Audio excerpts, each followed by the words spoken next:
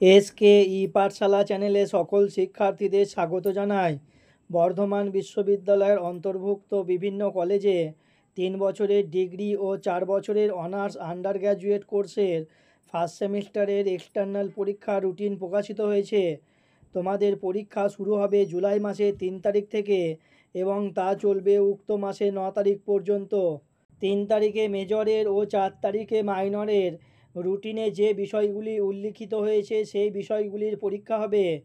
জুলাই মাসের 5 তারিখে ACC paper, 6 তারিখে এমডিসি অথবা আইডিসি পেপার, 8 তারিখে ইভিএস অথবা এডুকেশন এবং 9 তারিখে L1 পেপারের পরীক্ষা অনুষ্ঠিত হবে।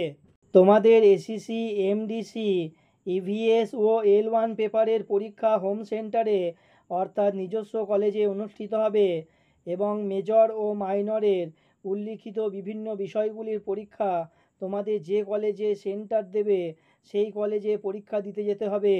উক্ত বিষয় সম্পর্কে আরও কিছু জানার থাকলে অবশ্যই কমেন্ট করে জানাবে। ধন্যবাদ।